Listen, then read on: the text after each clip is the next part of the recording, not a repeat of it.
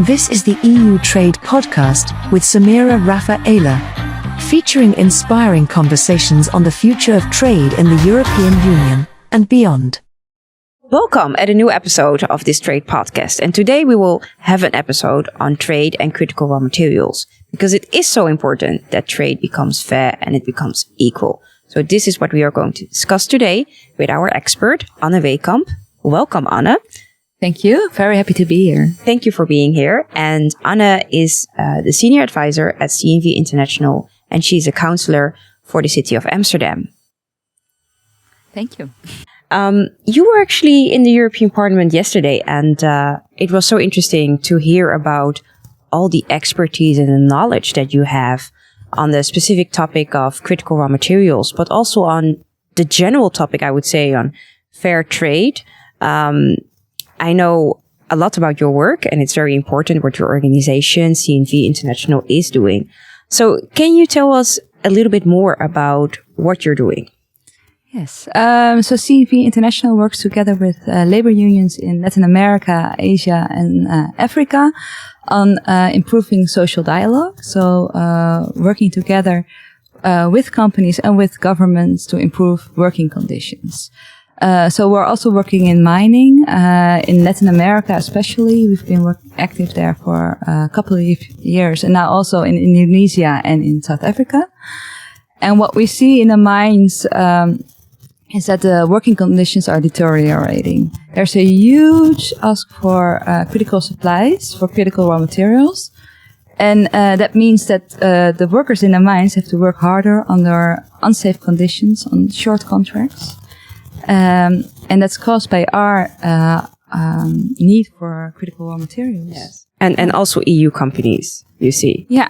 So we're working also with EU companies to improve the working conditions with big companies. But what's so difficult is that we see that companies such as Glencore who are mining the materials, it's really hard to keep them accountable for their actions in supply chains. It's really hard because the supply chains are intransparent. It's really hard to know, okay, if you're mining the company, where is the material process? It's often done in China. And then it's imported again via the harbor in Rotterdam. And it's really hard to know, okay, what company is responsible for those actions in the mines. Yes, exactly. In the European Parliament, so actually yesterday when you were one of the speakers during a hearing on critical raw materials and human rights in the Committee on Human Rights, we had exactly this debate. So on the responsibility of companies, we understand at the same time that we need critical raw materials. We also need it for the energy transition and the climate transition. But it is so important that we respect human rights and that we put that as a priority, that we put that first before making use of these critical raw materials. And can you describe the kind of, I would say, the kind of companies and the kind of practices that we're specifically talking about, and why is it so hard in general to bring the awareness on the importance of human rights in this case? Yeah, what we see in the mines is that because of the huge need for critical raw materials, there's a lot of short contracts. So people are working on contracts of 3 to 6 months. Wow. Yeah, and if you are on such a short contract, you will not complain because you want to continue working there. So often these are people in poverty already. Yeah, indeed. The wages are very low, but also the working conditions are very bad. So people are sleeping less than 4 hours a day, especially women. It's just the working conditions are so bad, and you will not organize together and complain if you're on a short contract. Exactly, and you need the money. Indeed, yeah. So what we did now, the EU has a trade agreement with the Andes, with Colombia and Peru. And in these trade agreements, there's the TSD chapter, Trade and Sustainable Development chapter. And in these chapters, there's there's agreement on human rights that need to be respected, but also indeed labor rights. So, for example, the freedom of association is one of the core issues that need to be respected, and that's also in the Trade and Sustainable Development chapter. But what we saw right now is that in Peru and Colombia, those rights are not respected because you have these short-term contracts. So in practice, you're not free to form a union. No. Yeah. But even if we have these rules in place, then how come that that still we don't comply to these rules? So the companies, for example, but I would say also, the government of some of these countries, they need to make sure that these rules are being enforced. So what exactly happens there? What goes wrong? Yeah, well, there's a complaint mechanism, the single entry point where civil society organizations can file a complaint if they think something's going wrong, if the rights are not respected. And CNV International was the first organization to file such a complaint on a single entry point, especially focused now on the labor rights in mining in Colombia and Peru. So the European Commission, it took us around 1 year to do legal research. We had help of the University of Amsterdam, and we have great unions in Peru and Colombia.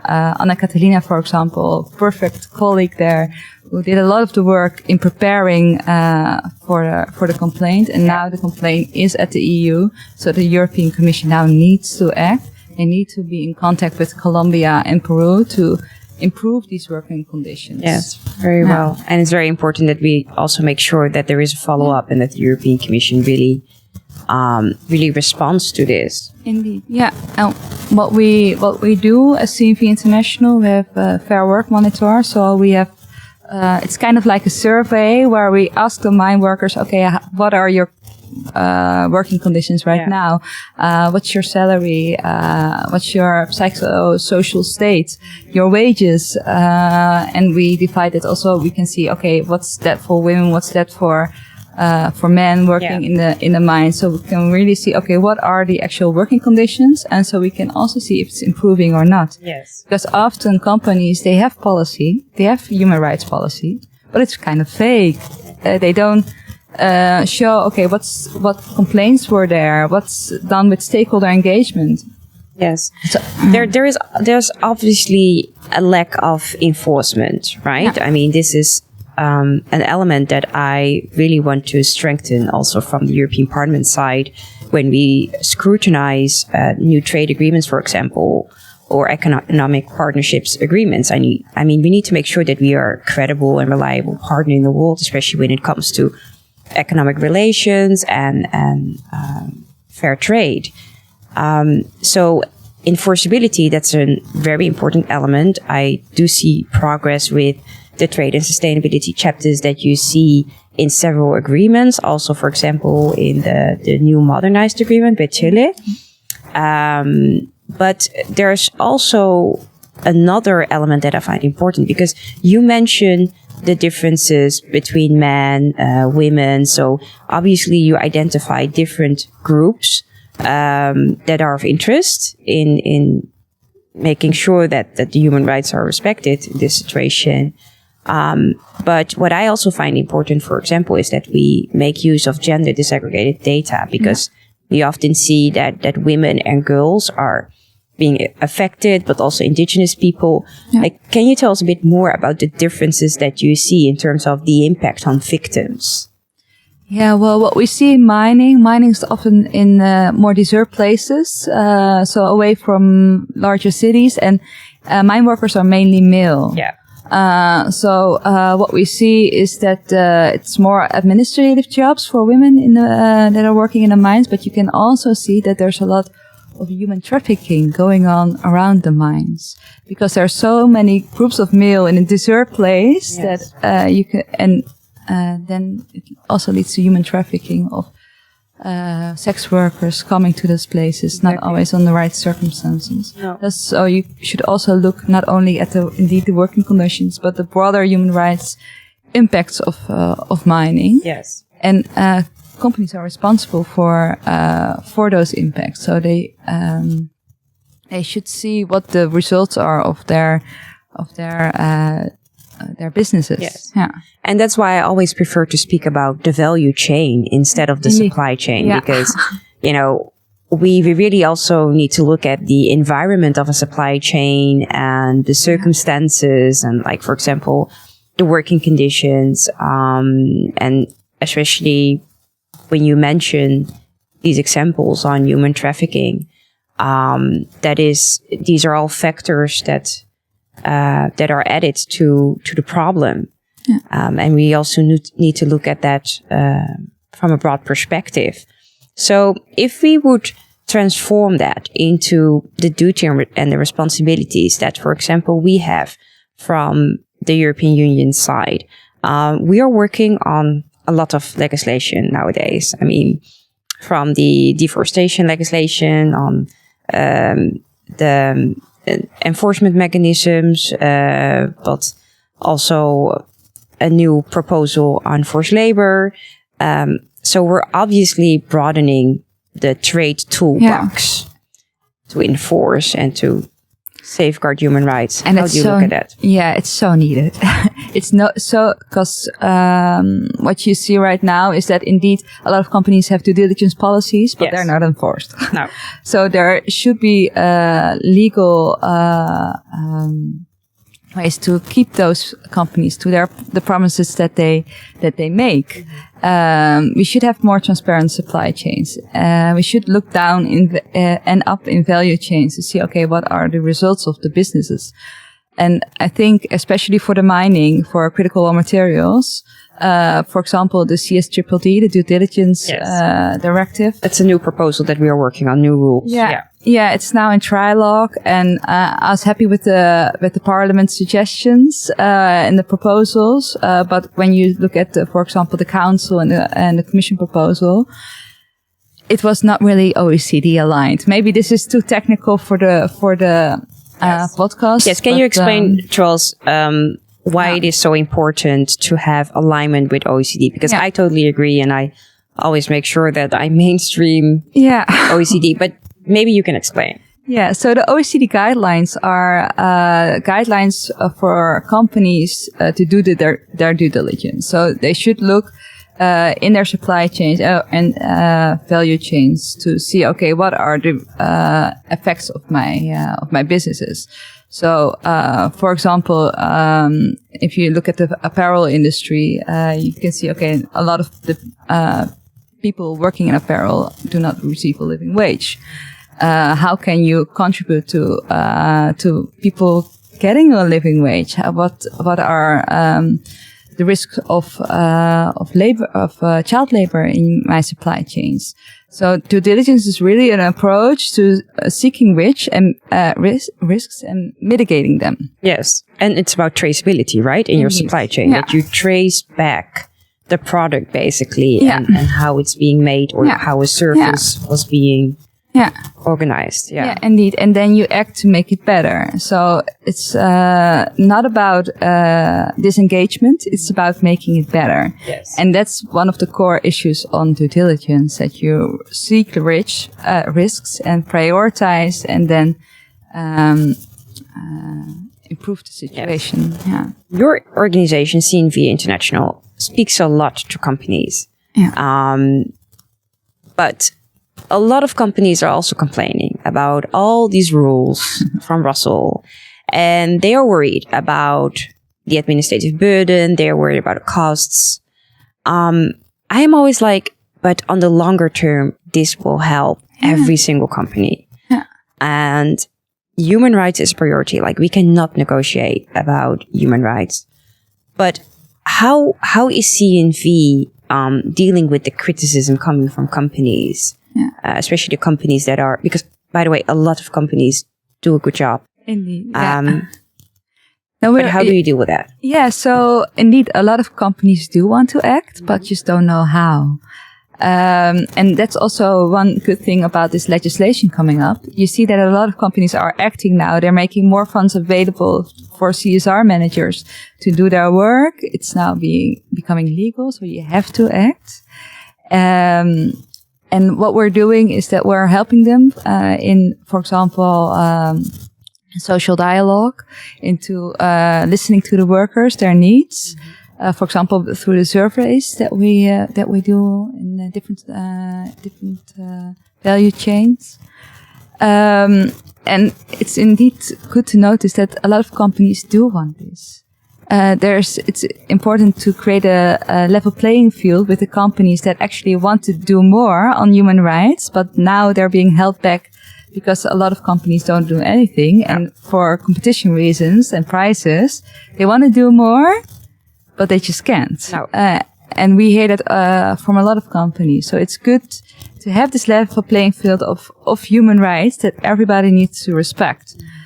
And a lot of companies indeed do want this. So a few months back, companies such as Zeeman or Hak Groente or just also smaller companies, they signed an advertisement saying, okay, we want due diligence legislation in line with the OECD guidelines.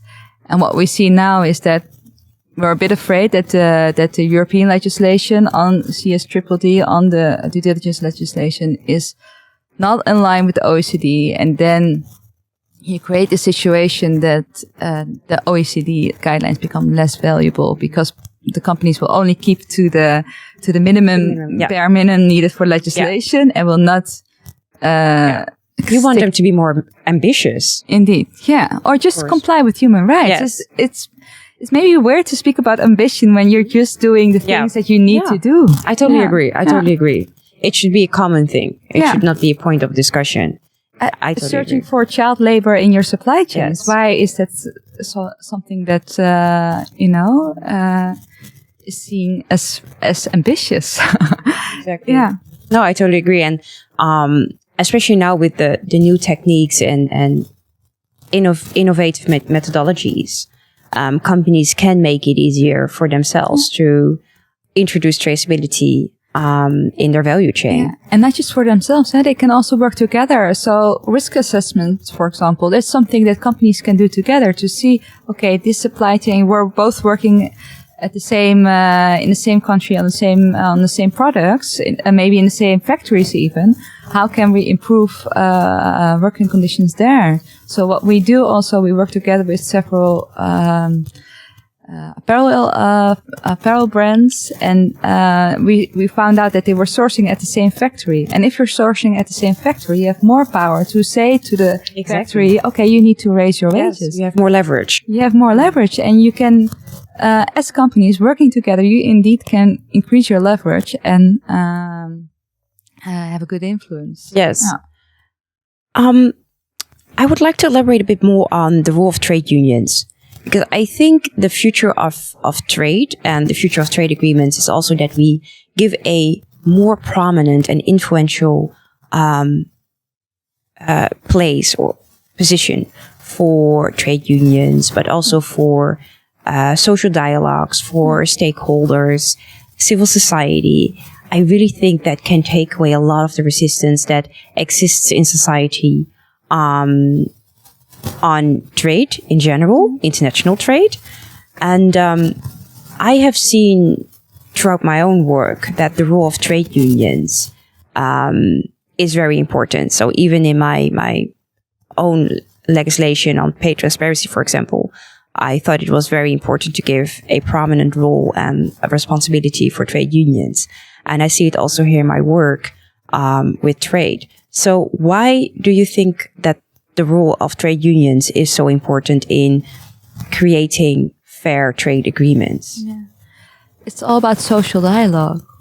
It's all about hearing what people have to say, about listening to the workers. And then, if you're in social dialogue, your business is more sustainable because you know what the workers, what they feel, what they need.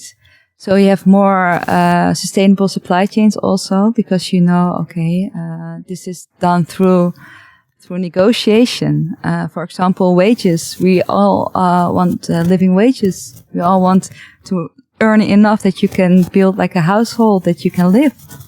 And And you can say, okay, this should be a minimum wage. But if it's negotiated together with the workers, then you have more sustainability of that agreement because it's done together.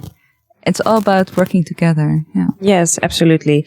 And trade unions are also very important to be the voice of workers, and also workers that might not have the means or even the strength, right, to speak out. Yeah. And that's why we also started the Fair War Monitor to actually hear, not just what's your wage, but also what should we work on? And workers can really say, okay, this is what we want, and this is what I'm having trouble with, or this is what should be improved. We also started the labor observatory in mining. We see now also in coal mines that need to be need to close, or that there's also a lot of bad working conditions there because of our changing energy situation in Europe. And labor unions can work together with the workers to transfer them to new jobs, to create leadership programs. Labor unions work together in Africa with a lot of youth to see, how can we provide jobs? Yes, so important. Yeah.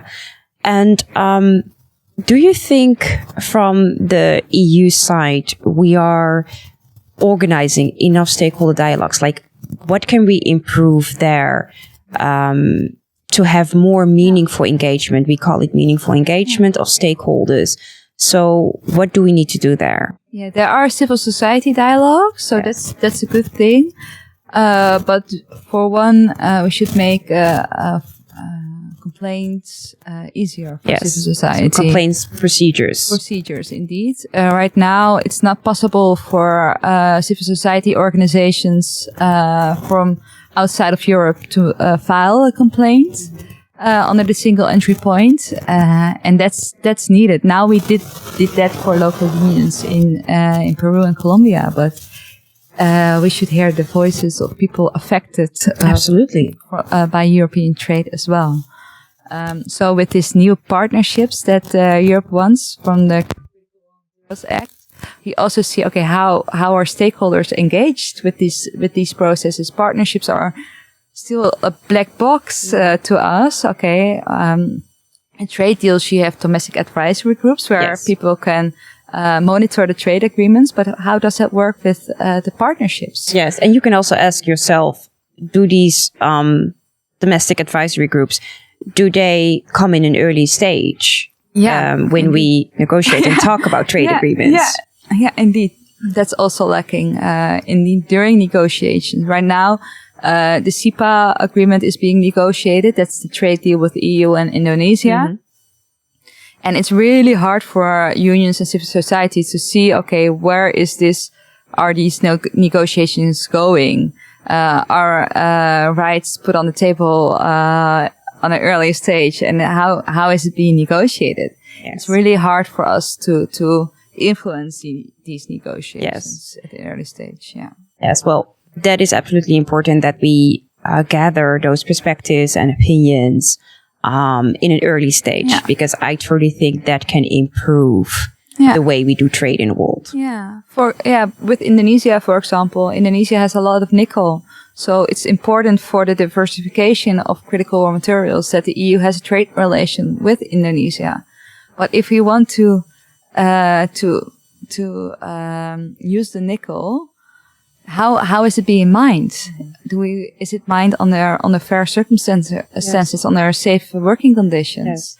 We should take that into account when negotiating a trade agreement as well. I totally agree. Yes, and that is absolutely where we are going to be stronger in. Well, thank you very much, Anna. It was a pleasure, and it's very nice and interesting to learn more from you. So thank you for the very important and hard work, and we'll definitely stay in touch, of course, on this topic. And I also thank you for listening and watching, and we will get back to you soon again with a new episode. Thank you. Thank you.